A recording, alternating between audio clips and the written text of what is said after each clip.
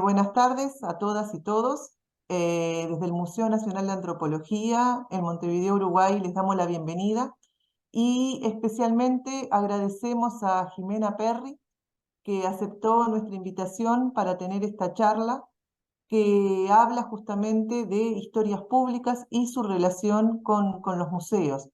Entonces, para nosotros va a ser un placer escucharte, Jimena, lo que tengas que contarnos de tu experiencia, de tus investigaciones, de tu desarrollo profesional. Y bueno, para eso te dejo en manos de Florencia Facio, que es la antropóloga social del Museo Nacional de Antropología, que es con quien tú has tenido, digamos, acercamientos desde el punto de vista teóricos y profesionales, que será quien te va a presentar. Muchas gracias por aceptar esta propuesta y bueno, bienvenida virtualmente a nuestro museo. Muchas gracias. Bueno, buenas tardes, muchas gracias Jimena nuevamente. También le agradezco a Silvana por el apoyo técnico que siempre ella nos está ayudando con estos temas. Y bueno, quería introducir a Jimena. Ella es antropóloga social por la Universidad de los Andes de Colombia. Tiene maestría en antropología social por la Universidad de Cambridge de Reino Unido, máster en historia por la Universidad de Texas en Austin y doctora en historia por la misma Universidad de Texas en Austin. Ella ha sido docente en Colombia y en Estados Unidos, donde reside desde el año 2011 y actualmente es profesora asistente en el Departamento de Historia de Iona University en Nueva York. Desde el 2018 es la coordinadora del proyecto Explorers de la Federación Nacional de Historia Pública, siendo parte de su comité directivo, y sus investigaciones se centran en museos, violencia y memoria en América Latina, historia de la antropología e historia pública, y cuenta con varias publicaciones sobre antropología y sobre historia, entre ellas una que es muy interesante, de la cual es editora, que es un libro de acceso público que se llama Comunidades Digitales, Museos e Historia Pública, Experiencias en torno a América Latina. Salió hace apenas unos meses y lo recomiendo ampliamente. Es un libro que tiene diferentes autores y está muy, muy interesante. Hoy nos va a hablar sobre museos e historia pública en América Latina, arte, justicia social, autoridad, conocimiento. Bueno, muchas gracias, Jimena. Bueno, muchas gracias. Antes que nada, quiero decirles que estoy saliendo de una gripa muy complicada, entonces mi voz a veces puede sonar rara, pero funciona. Y quiero dar las gracias a la directora del museo, a Karina Alcini, a Florencia Facio y a Silvana Rey por hacer esta invitación posible. Para mí es un honor compartir este espacio con ustedes. Y como les dijo Florencia, voy a hacer una presentación basada en mi práctica profesional, pero también en algunas discusiones que se están llevando a cabo en América Latina sobre historia pública. Entonces voy a compartir mi pantalla. ¿Están viendo mi pantalla? ¿Se ve bien la presentación? Sí, se ve perfecto. Bueno, muchas gracias. Entonces, puse en el título de mi presentación está en pregunta, porque en este momento hay muchos como acercamientos y muchas discusiones sobre qué es la historia pública, a pesar de que la venimos practicando desde 1960 en América Latina, muchas veces sin saberlo. Entonces, por eso está en pregunta y después, pues cuando hagamos preguntas y respuestas podemos discutir aproximaciones y eso. Bueno, me gusta empezar con esta cita de un historiador público que fue, digamos, quien me inició a mí en la historia pública. Él es europeo, vivió muchos años en Estados Unidos, Tomás Coban, y él tiene muchas publicaciones importantes. Y dice, es importante entender que la historia y el pasado no son lo mismo. Para un historiador esto puede parecer obvio, pero en la práctica a veces se nos olvida. Y la historia pública precisamente se trata de entender que el pasado tiene muchas aproximaciones diferentes, que los antropólogos también, que los antropólogos y los historiadores no estamos en busca de verdades, sino estamos interpretando un pasado, y los historiadores públicos lo que hacemos es llevar eso al público general. Nuestro interés es ir más allá de la academia y no quedarnos en discusiones, digamos, al interior de la academia, de un salón de clases, de un libro, etcétera, sino llegar a la mayor cantidad de público posible. Hay otra frase de Tomás que me gusta mucho que dice, el pasado nunca ha estado tan presente. Y en esa frase como que encapsula todo lo que es la historia pública.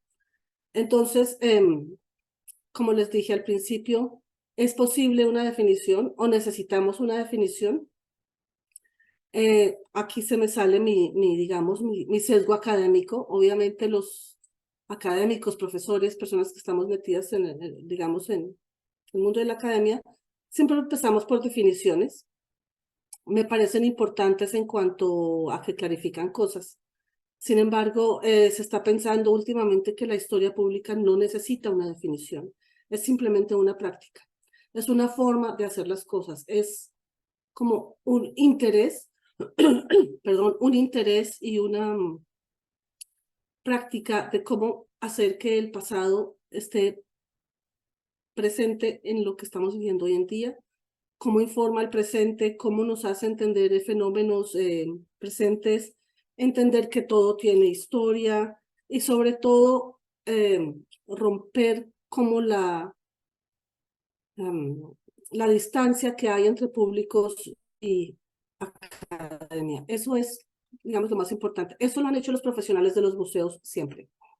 Que esa es otra discusión que hay. Historia pública se ha hecho desde museos, bibliotecas, archivos, desde hace muchos años, desde 1970 en América Latina, cuando se hizo la Mesa Redonda de Santiago, cuando se discutió, fue en el 72 exactamente, cuando se discutió por primera vez como la función pública de los museos, qué es un museo, para qué sirve, qué funciones sociales debe tener. Se empezó a hablar por primera vez de decolonización, que ahora está tan de moda en Europa y Estados Unidos, pero pues nosotros en América Latina venimos hablando de eso, de pronto con otras palabras, pero venimos hablando de eso desde hace mucho tiempo. Los antropólogos han hablado de eso desde 1970 en cuanto a temas de escritura, cómo representar al otro, etcétera. Entonces es interesante que ahora, desde un occidente blanco, digamos, le pongan a una práctica que en América Latina ya tiene un recorrido bastante importante y bastante significativo. Entonces, aquí en esta filmina ustedes pueden ver como aproximaciones de lo que yo podría decir es la historia pública. Es un campo o una metodología. Es volver el conocimiento histórico accesible a todas las audiencias. Es ir más allá de la academia. Y yo le añadí tener un compromiso político. A mí me parece que hoy en día en América Latina es imposible deslindar nuestra labor como antropólogos e historiadores de cuestiones políticas. No me refiero a política tradicional de ser de derecha o izquierda, aunque un poco, pero tener como un sentido de compromiso ético y político con las personas a las que uno les va a transmitir mensajes y las comunidades con las que uno estudia. Por ejemplo, cuando se hace trabajo de campo o se hace una investigación sobre alguna comunidad del pasado que ya no existe y no tiene voz, eso requiere un compromiso ético y político muy importante. Y es ir más allá pues de las meras descripciones. Entonces, tradicionalmente, ¿en dónde se ha hecho historia pública? Se ha hecho en los museos.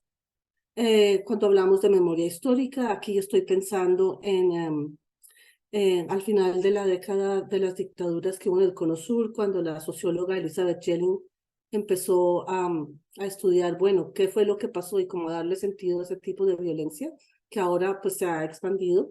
El giro histórico de la memoria en América Latina ha tomado, digamos, mucho vuelo, que es muy importante, y la historia pública está muy ligado a la memoria histórica.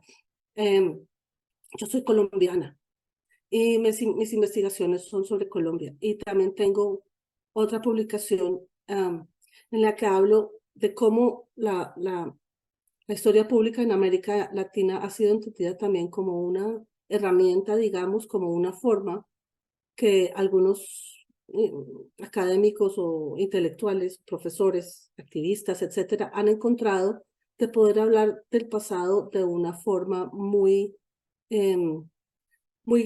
comprometida, y cómo la historia pública permite, por ejemplo, darle voz a los que no tienen voz, permitir que haya, como dice ahí abajo, una autoridad compartida. Nosotros no somos quienes escribimos con otras personas y las voces son de ellos, como una especie de mediadores nos convertimos los historiadores públicos. Eso también se puede discutir al final si ustedes quieren. La historia pública también está muy relacionada con el campo del patrimonio, lo que he entendido como patrimonio cultural, ahora inmaterial, está muy relacionada con todo lo que ha pasado en América Latina en los últimos años con los movimientos sociales que se desarrollaron alrededor y desde la remoción de estatuas que hubo, por ejemplo, en varios países de América Latina. En Colombia hubo varias estatuas de conquistadores españoles que fueron tumbadas por indígenas.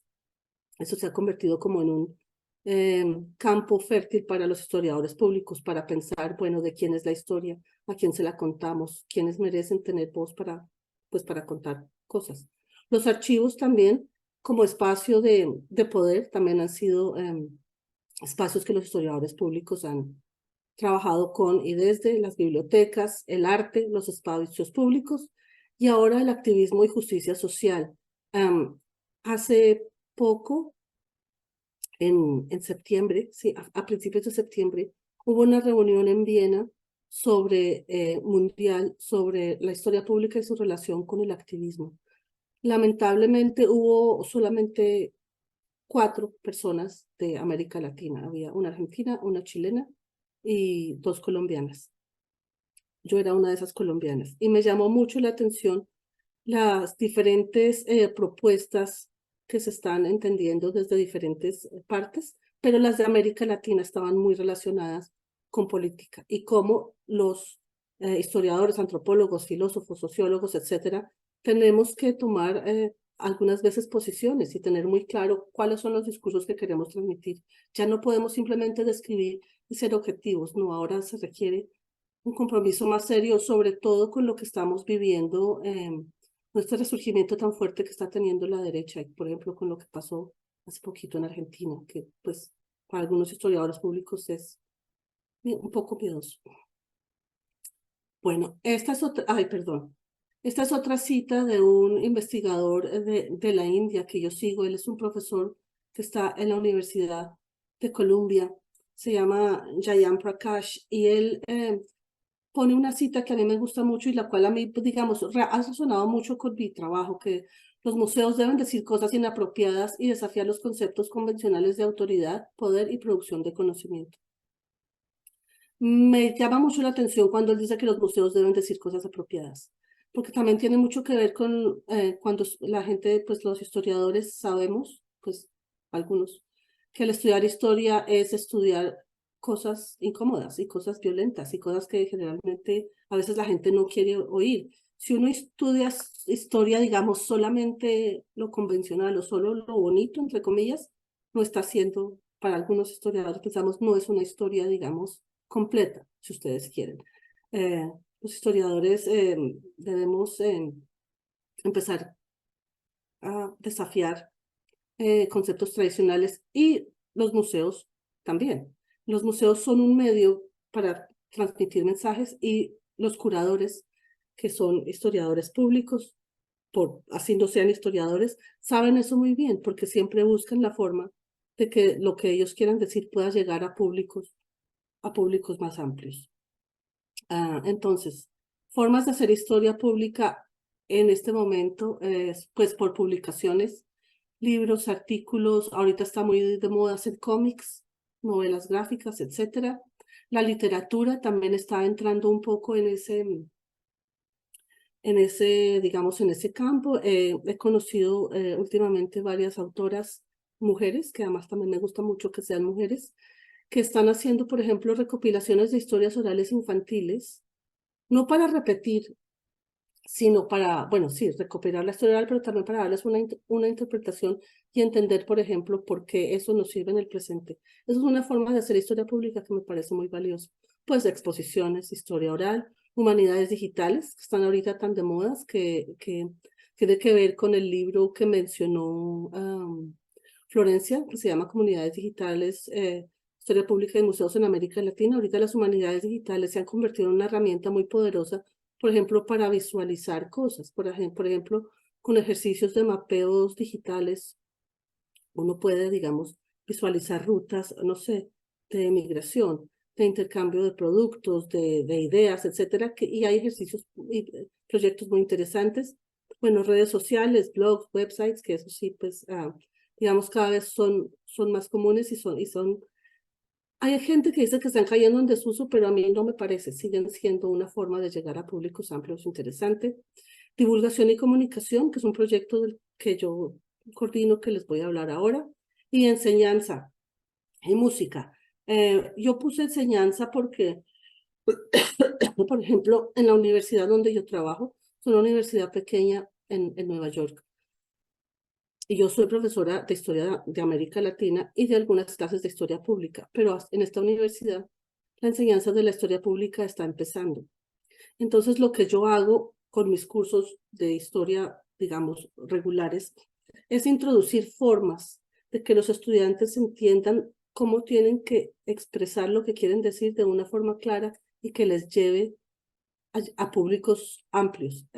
Bueno, tengo la ventaja, bueno, o desventaja, de donde se le mire, que mis estudiantes no son historiadores.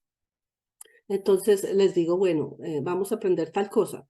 El conocimiento histórico se aprende en un libro y la fecha y todo se aprende, pero usted cómo le va a explicar eso a una persona como usted que no le interesa la historia de una forma que pueda ser agradable. Entonces, hacemos ese tipo de ejercicios, a veces hacemos juegos. Claro, a veces es más fácil que otras veces, pero eso es lo que yo intento hacer en mis clases. Y música. Música también ahora está entrando en parte de la historia pública. Les voy a explicar estas imágenes de qué son. Desde 2018, yo soy la coordinadora de un proyecto de la Federación Internacional de Historia Pública que se llama Explorers, del cual Florencia ha participado 2 veces, por eso nos conocimos. Explorers es, bueno, la federación, el objetivo de la federación es crear vínculos y apoyar redes en el mundo de cómo hacer historia pública. La sucursal, pues no hay una sucursal, pero digamos la mayoría de sus integrantes son europeos. Entonces yo entré como una persona de América Latina para mostrarles que en América Latina pues también hacemos cosas. Estados Unidos está un poco por fuera porque en Estados Unidos hay otras organizaciones. Entonces, desde que yo empecé en Explorers, bueno, en 2018 el Explorers empezó en otro formato, pero desde 2020 Explorers tiene un formato que es que hacemos eventos mensuales. Desde 2020 hasta hoy hemos hecho 55 eventos. De esos 55 eventos, 27 son sobre América Latina, lo cual a mí me parece fantástico. A veces me dicen mucha América Latina, entonces el año entrante trataré de variar más, pero me parece fantástico que en otras partes del mundo y la misma América Latina sepa lo que se está haciendo de historia pública, que se está entendiendo y cómo se está aplicando. Por ejemplo, el primer proyecto que ustedes ven de estas 3 mujeres, que está la persona de gafas que está con la mano aquí, es 3, ellas son antropólogas e historiadores de la Universidad de los Andes de Colombia, que trabajan sobre la construcción del proceso de paz en Colombia después de la firma en 2016 que desmovilizó la guerrilla de las FARC. Entonces, basadas en ese hecho histórico, ellas trabajan cómo los mensajes de paz pueden llegar, por ejemplo, a ciertas comunidades. Y tienen un trabajo muy interesante. La siguiente, la filmina que ven a mi derecha, o sea, a la izquierda de ustedes, no estoy muy segura, la que tiene el señor de barba. Ellos son un proyecto sobre patrimonio industrial en Brasil.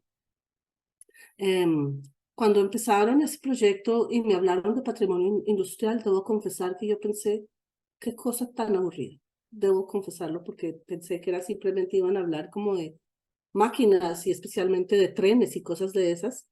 Y resulté yo estar muy equivocada. Tienen un proyecto excelente de cómo todo su patrimonio industrial, que son trenes, ha hecho que el sitio donde viven, que es Bauru, se relacione con todo Brasil y cómo se han creado redes de comunicación y puentes y lo hacen todo desde un museo y utilizan estrategias de historia pública que son muy, muy interesantes. Entonces, por ejemplo, pues a mí, que coordino el proyecto, pero también me sirvió para entender cómo lo están haciendo ahí. La Filmina Blanca, que ustedes ven, fue un evento que hicimos en Colombia. Fue sobre la remoción de estatuas. Ese evento fue muy interesante, pero un poco polémico. Polémico en el sentido de que quienes estaban tumbando las estatuas, las comunidades indígenas, porque no estaban contentas con los relatos oficiales históricos de siempre. Ellos querían tener su propia voz. Entonces, para lo cual invitamos a un representante de una comunidad indígena, pero otros miembros del evento no querían que estuviera el indígena. Entonces eso creó ciertas tensiones. Historiadores y antropólogos me dijeron, no, sin indígena. Y yo insistí, sí, con indígena, porque precisamente se trata de eso, de romper ese tipo de conocimientos. Nosotros no podemos seguir hablando por los indígenas. Ellos tienen su propia voz. Y son los espacios de historia pública como este, que es apenas uno entre muchos, los que pueden dar ese tipo de espacios. Al final salió muy bien, hubo una conversación muy interesante, pero me sorprendió como académicos, si ustedes quieren, un poco tradicionales, se negaban a incluir otras voces de los cuales ellos hablan. Esas son las narrativas que la historia pública pretende, pues, decir que no más. Después tuvimos un evento muy interesante sobre el Museo del Holocausto en Guatemala. Por ejemplo, yo no sabía que existía un Museo del Holocausto en Guatemala. Fue bastante interesante y el director de ese momento, ya no es el director en este momento, nos contó que además de hablar del Holocausto y sus consecuencias en Guatemala, también hablaron de la masacre y el Holocausto indígena que hubo en los 80 en Guatemala. Esa es también otra forma digamos, de hacer historia pública, aprovechando un evento, digamos, mayúsculo que todos conocemos, contar otras cosas que tienen voces, digamos, menos representativas, y me parece importante que le den ese espacio a los indígenas sobrevivientes de la masacre en Guatemala en los 80. Después tuvimos un evento muy especial en Colombia con artistas de una zona colombiana en el Pacífico que se llama Quibdó, que es una zona de población negra, y ellos tienen un colectivo de artistas donde hacen acuarelas y esculturas. Son artistas, pues, desconocidos, obviamente, pero lograron llegar a hacer una exposición al Museo Nacional de Colombia.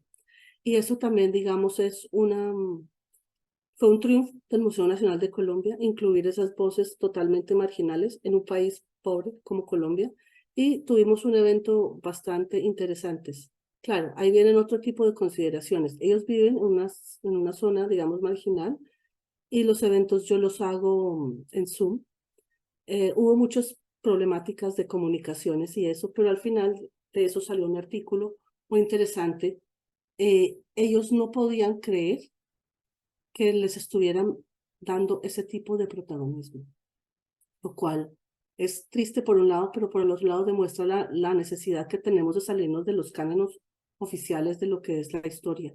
Esos ya no están funcionando. Además, ya sabemos todo lo que necesitamos saber. Ya no necesitamos grandes hombres blancos contándonos sobre otras comunidades. Bueno, la escritora que ustedes ven ahí se llama Jessica Rodríguez, ella es peruana.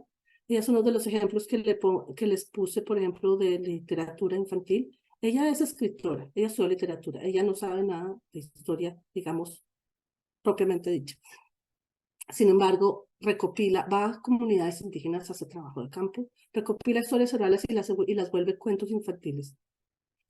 Ella tiene una editorial y es muy exitosa y vende muchos sus libros. Esa labor a mí me parece súper importante, porque es una forma entretenida y agradable de hacer llegar ciertas tradiciones a personas que no las conocen, y por eso la invité. Yo estoy entendiendo la historia pública no como, digamos, historia, sino como un conjunto de prácticas, algo muy interdisciplinar. Y por eso llegamos a este evento que se llama El Quehacer Público. Ahí hablamos con arqueólogos, antropólogos e historiadores de Colombia y España. Y lo que hicimos fue discutir qué entendemos por lo público. ¿Qué hace un arqueólogo público? ¿Qué hace un antropólogo cuando trabaja, digamos, haciendo trabajo de campo? ¿Y qué hace un historiador público? Y también contamos con un traductor que fue bastante interesante, que también en ese tipo, digamos, de ejercicios de la traducción también hay una forma de hacer historia interesante. Ese evento a mí me ha gustado mucho porque habló de la naturaleza, de la historia pública, de lo que puede hacer, del impacto que puede tener y de cómo está privilegiando a voces y comunidades que generalmente, como las que les conté del Pacífico, no la han tenido. Eso me parece a mí como una de las cosas más valiosas de la historia pública. Después nos fuimos para Argentina y Brasil, hablamos sobre memoria y artes en el espacio público, estuvo muy bien. Hay otra cosa que me gustaría como, pues, aclarar. La historia pública, como les digo, está tomando vuelos, las personas se están dando cuenta que pueden hacer activismo, arte, otro tipo de cosas con ellas. Sin embargo, todavía está muy en el ámbito de las universidades, lo cual está bien. En Argentina acaban de abrir, no acaban de abrir, en Argentina tienen una maestría en historia pública en la Universidad de Quilmes y en marzo o en febrero, no, el año entrante, van a abrir una maestría de historia pública en una universidad chilena. Iniciativas que me parecen bastante importantes y bastante buenas. Sin embargo, me sigue pareciendo que eso es solo el inicio. Si queremos de verdad ir más allá de la academia, tenemos que salir de la academia. Lograr eso, obviamente, es más fácil decirlo que hacerlo. Y muchas de las personas que practicamos historia pública, pues somos profesores, como los que ustedes ven aquí en Brasil y Argentina. Este fue un encuentro que hicimos de 3 días. La primera vez que se hace un encuentro de historia pública sobre América Latina. En mayo, en este fue que conocí a Florencia. De este evento salió el libro que ella les mencionó. No son memorias, fue como una inspiración. Salió el libro, es una cosa que se ha venido trabajando y estamos pensando en hacer otro en unos 2 años, como para hacer seguimiento de los proyectos y cómo se ha desarrollado, cómo ha seguido la evolución del campo en América Latina. Después, como ustedes ven, tenemos a Florencia, que nos habló del proyecto que ella trabajó sobre durante la pandemia, que ha sido como un proyecto también muy especial y que nos sirvió para darnos cuenta, por ejemplo, en América Latina, en mi país, muchos museos regionales y comunitarios cerraron por la pandemia, por diversas cosas. Este ejemplo pues yo sé que el Museo Nacional de Antropología de ustedes no es ni regional ni local, pero digamos fue un ejemplo para darnos cuenta que los museos también tienen que hablar de cosas del presente, tienen que relacionarse con cosas que nos están pasando en estos momentos, donde la gente pueda ir a contar sus historias y sentirse identificados de alguna forma. Bueno, aquí hemos tenido varios, por ejemplo, estudiantes han utilizado este espacio de Explorers para hablar de sus trabajos de historia pública.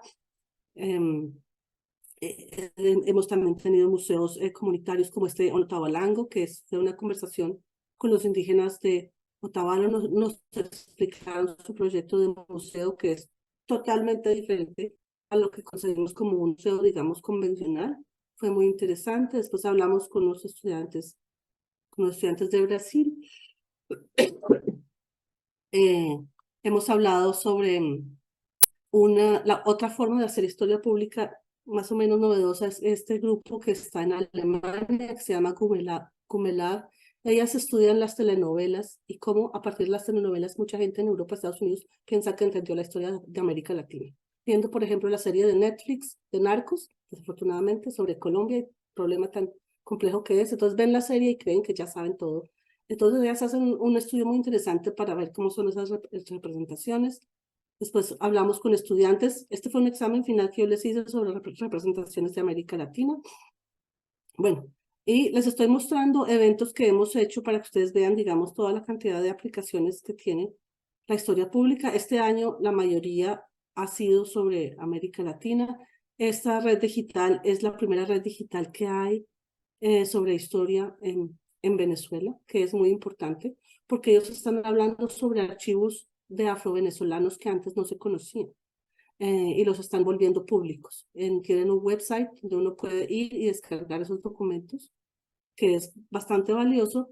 Y este último, que fue sobre un podcast que están haciendo en Argentina sobre, digamos, su historia local. Pero a lo que yo quería llegar también y lo que les quiero contar es una de las formas más común, no es la palabra, digamos, una de las formas más interesantes, si ustedes quieren que se haya hecho historia pública en América Latina, ha sido a través de los museos.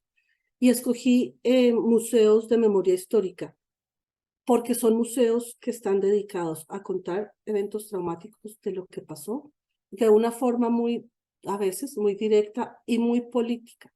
Ellos pretenden denunciar todas las atrocidades que vivieron en algún momento los pueblos que sufrieron y hacer llegar y hacer volver eso público, al contrario de en otros países donde cuando hay eventos traumáticos, por ejemplo en algunas partes de la India, no se habla de eso, porque se piensa que al hablar de eso, digamos, se revive y se traumatiza a las personas. Sin embargo, en América Latina hay varios ejemplos de estos que son ejemplos de lo que hace un historiador público, también me parecen pues muy valiosos de nombrar y pues se los quiero mencionar. Esta es una definición de qué es un museo de memoria. Los museos en memoria de las víctimas de crímenes públicos se dedican a la conmemoración de las víctimas de crímenes de Estado, de crímenes cometidos con el consentimiento de la sociedad o en nombre de motivos ideológicos. Estos museos se sitúan en el sitio donde fueron cometidos esos crímenes o en lugares elegidos por los supervivientes y pretenden dar a conocer los acontecimientos del pasado, situándolos en un contexto histórico, creando a la vez fuertes vínculos con el presente.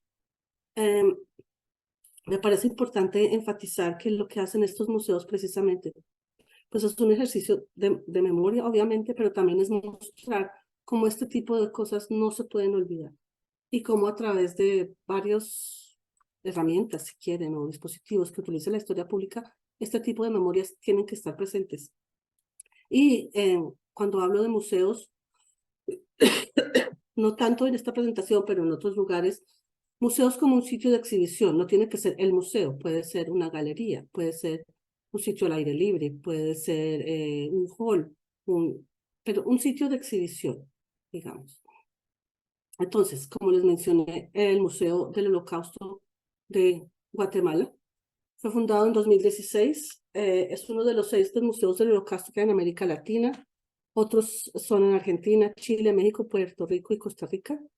Ellos hacen énfasis en lo que se ha llamado holocausto por balas, porque ellos hablan de que hay diferentes formas de, digamos, de cometer genocidio. Ellos hacen holocausto por balas, que es por balas, y se dedican a prestar, y los dispositivos que usan, por ejemplo, es efectos auditivos y visuales que puedan crear un impacto en el público.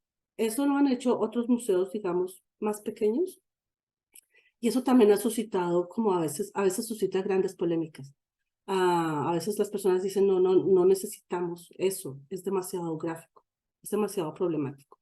Bueno, esa es otra discusión. Y como les mencioné, también hablan del genocidio indígena durante la década de los 80, que me parece, digamos, pues valiosísimo entender eso. Esta es la casa del Museo del Holocausto de Guatemala. Estas son algunas de las imágenes por dentro. Una de las ventajas de este museo, valga decirlo, es que tienen mucha financiación internacional y por eso es así, digamos, tiene entonces a su disposición tecnología y espacios. Algunos museos de memoria no cuentan, digamos, con la misma suerte. También podemos mencionar aquí un museo que ha suscitado mucha polémica, que es el Lugar de la Memoria. Ellos no se hacen llamar museo, sino Lugar de la Memoria, en Perú.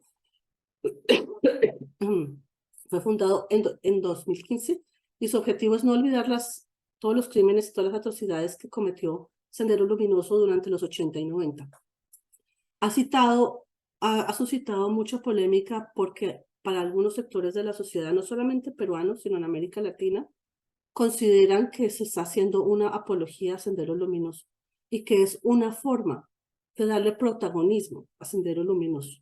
Hay quienes creen que los museos no deberían dar este tipo de protagonismo. Esa es una discusión interesante. Yo personalmente no considero que recordar a Sendero Luminoso y darles como visibilidad les esté dando protagonismo, menos con los objetivos que tiene el Museo de Memoria, que tiene el Lugar de la Memoria, perdón, en Perú. Ellos quieren precisamente mostrar ese pasado pues precisamente para que no se olvide. Otras críticas es que esto no es un museo. Ahí hay otra discusión interesante que tiene que ver con el campo de la historia pública otra vez. Entonces, ¿qué es un museo? ¿Para qué nos sirve un museo? Bueno, una de las exposiciones que produjo más polémica fue porque se exhibieron artículos personales de algunos guerrilleros. Y se publicaron las fotos, no sé si ustedes recuerdan, de Abimael Guzmán cuando lo encerraron en una jaula y lo expusieron ante el público, que eso también fue, digamos, una cosa, digamos, muy gráfica, si quieren. Entonces, hay quienes consideran que estos lugares de memoria deben construir la memoria histórica de otra forma. Hay quienes consideramos que es importante ver lo que pasó. Hay diferentes formas de hacerlo, obviamente. Eso es motivo de discusión. Estas son algunas imágenes del museo. Por dentro también tiene mucha financiación, es un edificio pues precioso. Colombia. En Colombia estamos tratando de construir un museo de memoria, pero ha tenido muchísimas complicaciones. Por lo que les digo, esta es una infografía, no es que exista, así se pretende que debería verse el museo, pero no hemos llegado allá porque ha tenido muchos problemas. Uno de los primeros problemas es que el exdirector del Centro Nacional de Memoria Histórica de Colombia, historiador, negacionista total del conflicto armado en Colombia. Entonces, precisamente ahí los historiadores públicos y antropólogos y sociólogos dijeron, no, es necesario que se sepa todos los horrores que se vivieron en la guerra y todo lo que ha pasado. Y bueno, eso ha sido muy complicado. Desde la elección de nuestro presidente el año pasado, Gustavo Petro, y la primera vez que tenemos viceministra negra, Francia Márquez, las cosas han cambiado un poco. Lo mismo con la entrega de la Comisión de la Verdad al país en 11 volúmenes el año pasado, donde se cuentan todos los horrores de la guerra y todos los actores involucrados, paramilitares, guerrilla, ejército, la extrema derecha, etcétera. Bueno, entonces ahora que tenemos esa información, ¿qué vamos a hacer con ella? ¿Cómo la vamos a socializar? ¿Cómo la vamos a hacer pública? Eso es un reto que tienen los historiadores públicos colombianos entre manos. En un museo, ¿será suficiente? ¿No será suficiente? ¿Qué otro tipo de dispositivos pueden hacer llegar esos mensajes al público? Y además, ¿de qué forma? Eso es una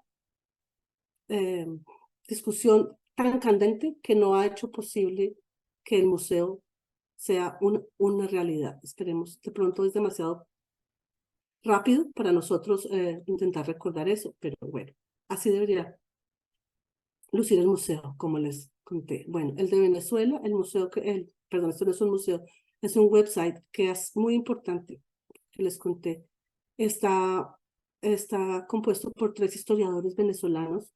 Uno está en París, otro está en Estados Unidos y otro está en Caracas.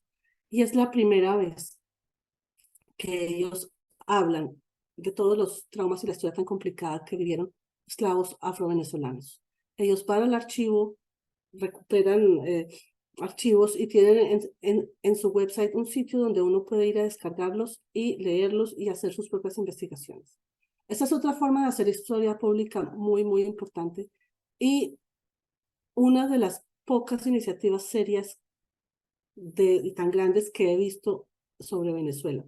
Me parece un proyecto pues bastante interesante y ellos también hablan de justicia social, de acceso y están muy interesados acaban de integrarse a la Federación Internacional de Historia Pública porque están muy interesados en establecer redes, en saber cómo se hace en otros países para que, digamos, su mensaje y los archivos lleguen al mayor tipo de público posible.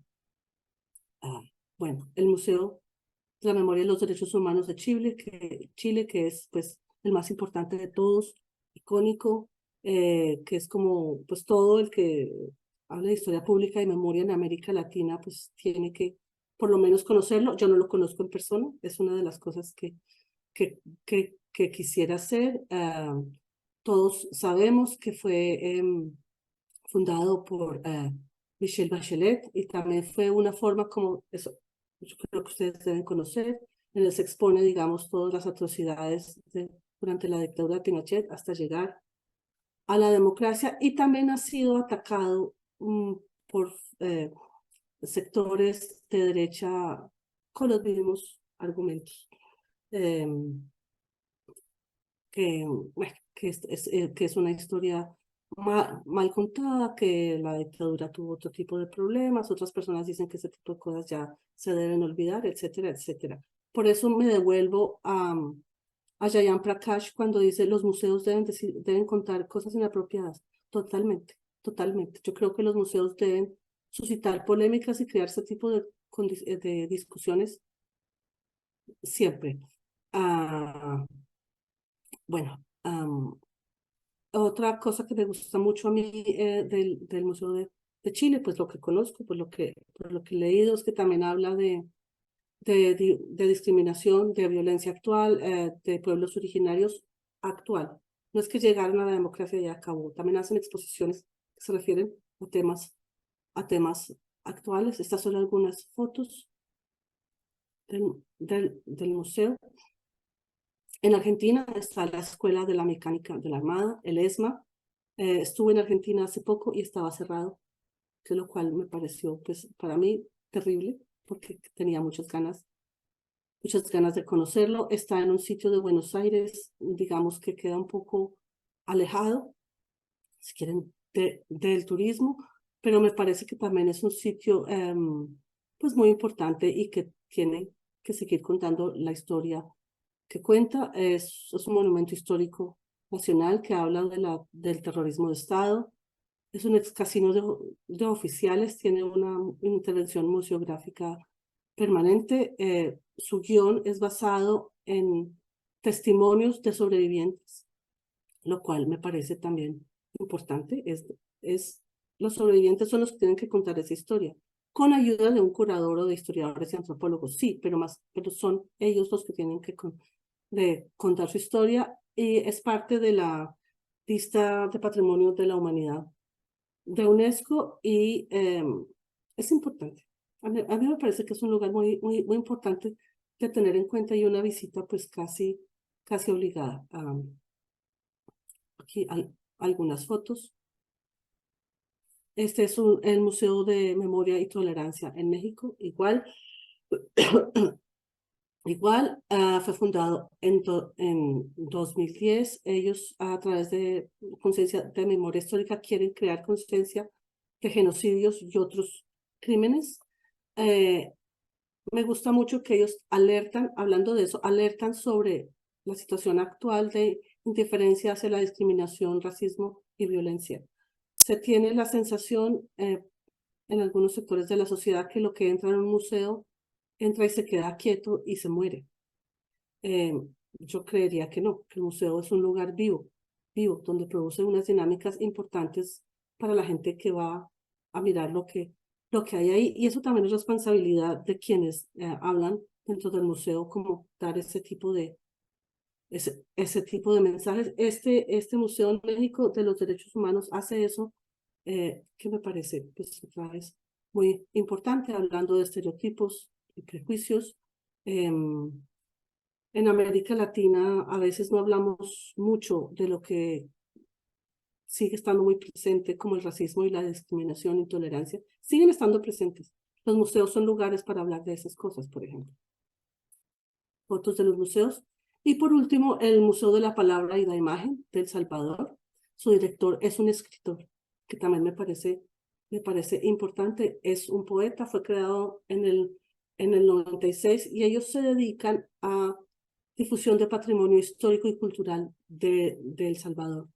Hablan de la memoria, pero de otras formas, porque están dedicados más, digamos, a la palabra escrita, como a literatura. Y estas son algunas de las fotos del museo. Y por último, mi proyecto Explorer. Si ustedes quieren saber o quieren oír los videos de los eventos que hemos hecho, los pueden encontrar en el Vimeo que dice ahí. También estamos en Facebook, en Twitter, en Instagram. Ahora tenemos un podcast en Spotify, tenemos un grupo en Facebook.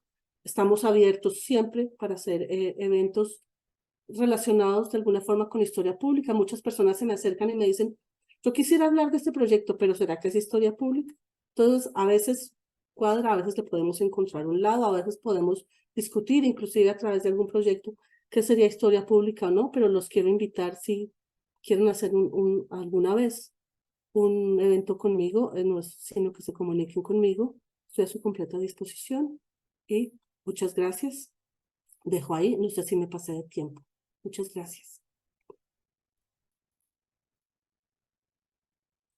Muchas gracias, Jimena. Bueno, para hablar tantas cosas, para comentar, yo no sé si alguno de los participantes posteriormente quiere escribir en el chat o si capaz que Silvana les puede dar la palabra.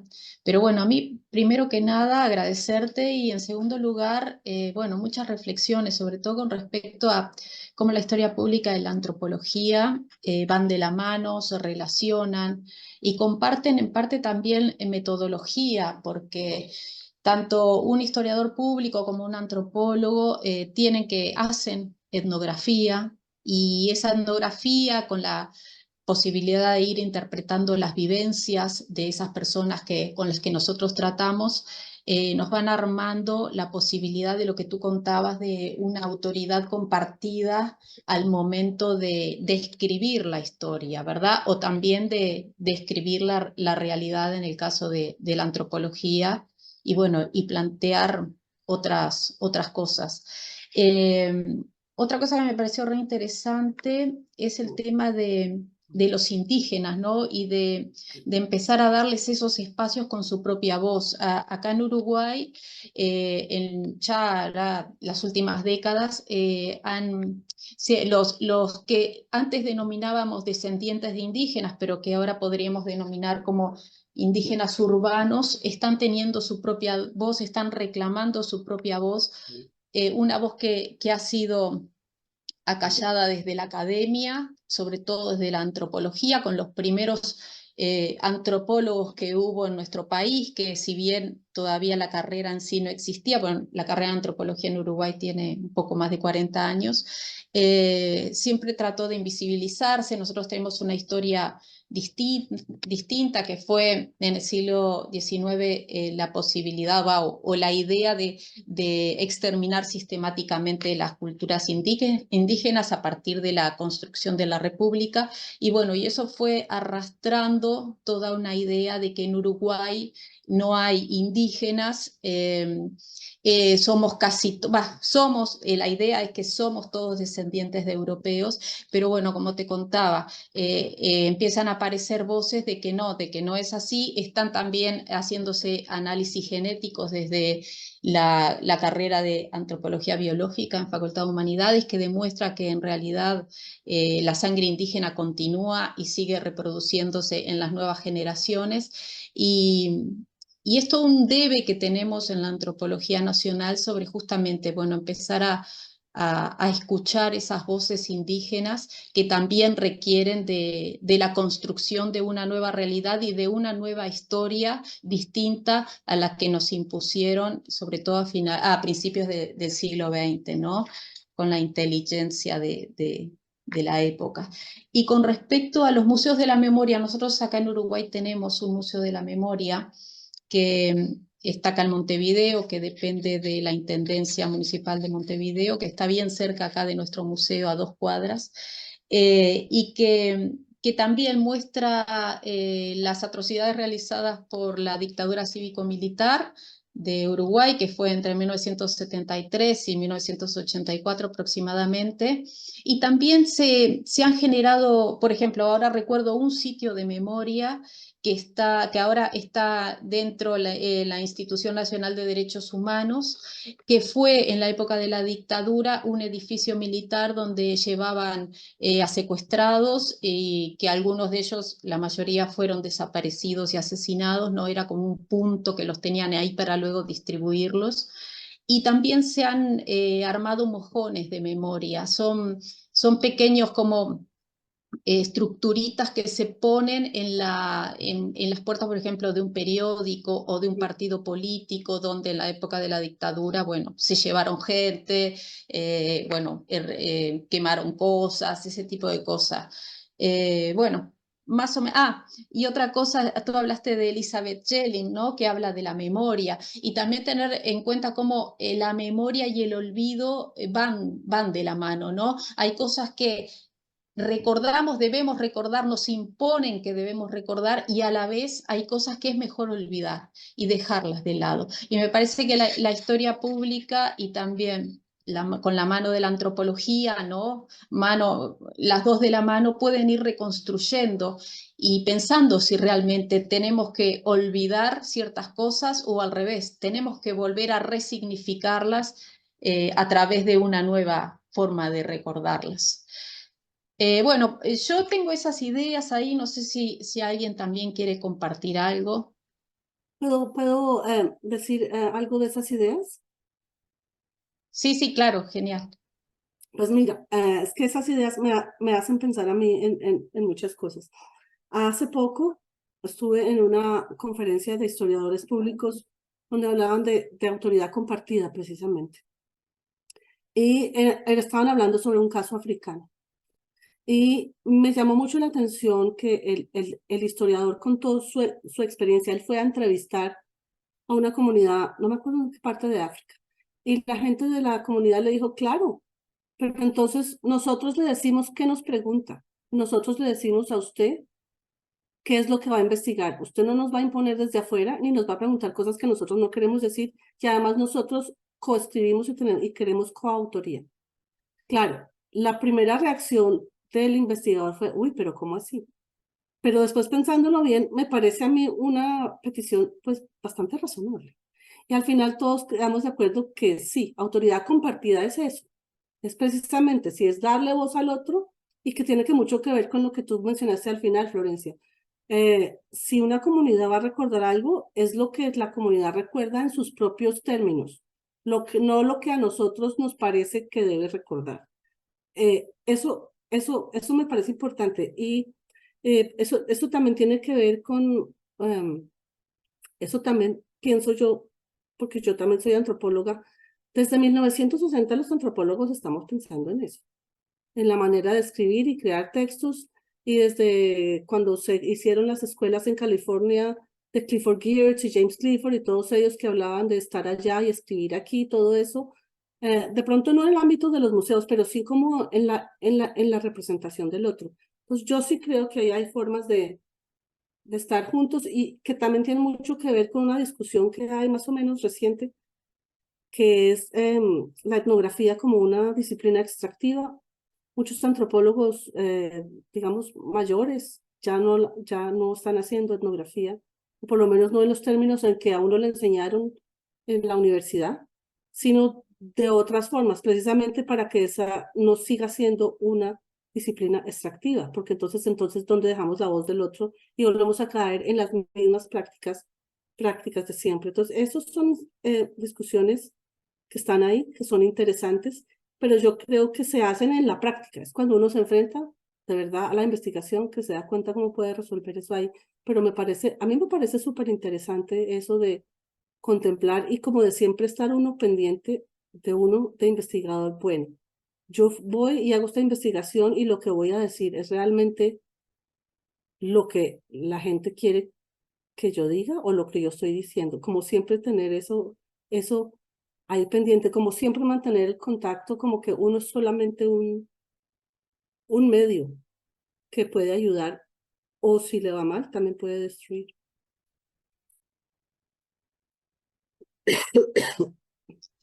Sí, sí, totalmente de acuerdo contigo en eso y sí, en como tú decís, ¿no? La antropología en realidad siempre tiene como la voz del otro, ¿no? Capaz que la historia no, pero como tú decís, nosotros ya hace años que venimos, pero es cierto lo de la disciplina extractiva y también depende también mucho de la ética de cada investigador, ¿no? Porque nosotros acá en la Asociación Uruguaya de Antropología Social hemos hecho ¿cómo es que se dice? Un catálogo de ética, ahora no me sale el término, porque claro, depende también qué es lo que nosotros queremos decir y en realidad si tiene o no que ver con lo que la persona nos quiere contar. Sí, claro. Acabo de estar, antes de estar en esta de venir a esta presentación, estaba oyendo una indígena ecuatoriana hablando de una película de la que ella ha sido protagonista y dijo una cosa que me pareció maravillosa. Dijo, los investigadores vienen aquí, entienden todo mal, interpretan todo mal y escriben todo mal. Y ya con eso destruyó todo, ya con eso tuvo. Sí, tal cual. Bueno, yo no sé si quiere alguien comentar algo.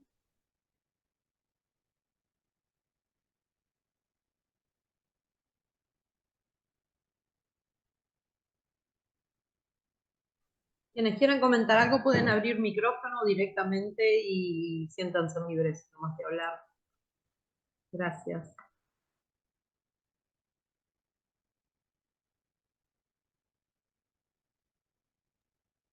Bueno, si no hay consultas entonces y si no hay preguntas, realmente, Jimena, ha sido una charla, la verdad que muy interesante. Desde los museos es uno de los, digamos, es uno de los desafíos que tenemos desde las últimas décadas, ¿no? Incorporar la voz del otro, pero la voz auténtica, ¿no? No justamente como producto de una investigación, sino que el otro se exprese libremente, lo cual no es sencillo, implica una cantidad de problemáticas sí, de problemáticas básicamente, porque todos tenemos que ceder y a veces es complicado ceder, es complicado transar, pero bueno, pero son los desafíos actuales y en una agenda de derechos es a lo que tenemos que enfrentarnos y el camino que debemos construir. Muchas veces también es complejo porque lo que el otro tiene para decir muchas veces no es lo que nosotros queremos transmitir. Entonces, el museo sí tiene que ser obviamente un lugar donde todas las voces sean escuchadas y difundidas, pero ahí está el entramado que nosotros podamos generar para que todo sea todo dentro, digamos, ¿no? de esa convivencia y de esa apuesta al crecimiento y al enriquecimiento mutuo, ¿no? No es sencilla la tarea, pero creo que es el camino trazado y el que más o menos todos los museos estamos en esa vía, pero bueno, nos falta un largo recorrido aún. Yo creo que igualmente hemos hecho algún tipo de avance y creo que lo puedo hablar por lo menos en términos generales de muchos colegas, pero sí, es complicado, es complicado. Pero Sí, bueno. sí, sí, sí, sin duda alguna es un gran reto y además yo creería que en algún momento toca tomar la decisión y ya, porque pues no sé, yo no soy directora pues de un museo, pero yo también soy consciente que en los museos también se deben tomar decisiones en algún momento para poder llegar a alguna parte, como pensando en el caso de Colombia, ha sido tantas las polémicas, las discusiones y todo que no existe. Eso, quién sabe cómo irá a terminar. Pero sí, es complicado. Yo he visto muchos avances en museos, por ejemplo, en mi país y en otras partes he visto, por lo menos he visto como el intento, lo cual me parece a mí muy chévere, que las personas estén abiertas por lo menos a eso, porque hay otros sectores de la sociedad donde simplemente eso es un tema cerrado. Y que un museo debe ser un lugar histórico tradicional y punto. Todavía hay sectores así, pero me parece que los directores contemporáneos de museos que yo conozco por lo menos están abiertos a la discusión y eso me parece pues un avance, me parece interesante. Sí, no solamente debemos estar abiertos a la incorporación de voces de otros en forma legítima, ¿no? Sino también a desconstruir nuestros propios conceptos. Los museos y por cómo hemos sido generados, ¿no? Eh, estamos llenos de preconceptos y categorías que hoy podríamos considerar hasta obsoletas. Bueno, también hay que comenzar a esa desconstrucción de algunos conceptos para construir conceptos que sean más amigables con la comunidad toda, ¿no? Pero Sí, bueno, sí, yo estoy totalmente de acuerdo. Entonces, ese proceso de descolonización capaz que tiene que iniciarse primero hasta por una cuestión, digamos, conceptual, ¿no? Sí, Bueno, para luego poder llevarlo a la praxis, que debemos llevarlo a la praxis sin lugar a duda, y yo creo que sí, que muchos los estamos llevando a la praxis, pero a veces es al revés, los llevamos a la praxis sin cuestionarnos la ideología que hay por detrás, ¿no? Lo hacemos muchas veces como un ejercicio porque estamos convencidos que está bien, pero no vamos como a lo medular, y creo que tienen que ir las dos cosas de la mano, ¿no? Por un lado como praxis, pero por otro lado también esa desconstrucción conceptual que nos abrirá también nuevas formas de ver el acto comunicacional en los museos, ¿no? claro. Y a eso es a eso es a lo que me refiero yo con un acto político, Claro, a eso precisamente, no que hablemos de derecha o izquierda, sino a ese tipo digamos, de compromiso y ética con un público amplio, que es a donde los museos quieren llegar. claro. Pero bueno. Bueno, no sé si Florencia, Silvana, algunos de los que están conectados con nosotros, a los cuales les agradecemos mucho que un día entre semana a las 2 de la tarde se hayan conectado. Gracias. Y bueno, si no tienen nada más que preguntar, que consultar, no sé, Florencia, ¿qué te parece? Jimena, Silvana, si... Bueno, ahí veo en el chat que están agradeciendo y diciendo que la charla realmente ha sido muy interesante, que lo fue. Por mi parte, agradecerle a Jimena, siempre es un gusto charlar con ella, siempre me hace reflexionar mucho, así que espero que sigamos en contacto, podamos hacer cosas en el 2024, quizás también con el museo, así que bueno, por mí estoy muy satisfecha, muy contenta y bueno, muy agradecida. Lo último que quiero decir es, pues gracias. Gracias Florencia, gracias Karina y gracias Silvana por hacer todo esto posible, por invitarme. Para mí es un gusto, para mí siempre es un gusto hablar de estos temas porque me gustan mucho y espero de verdad que no sea la última vez que estemos en contacto. 2024 creo que podemos arreglar una charla con Explorers sobre el museo mismo. Me parece que podría funcionar bastante bien. Me parece bárbaro, buenísima idea, sí, sí, sí. Bueno, por mi parte sería todo. Nos despedimos. Muchas gracias por la atención a todos los presentes y nuevamente gracias Jimena y gracias Silvana y por supuesto Karina. Muchas gracias también. Muchas gracias a todos. Bueno, muchas gracias Buenas a todos por tardes. participar. Un gusto, Jimena, escucharte y será hasta el 2024 con nuevas propuestas. Chao, gracias.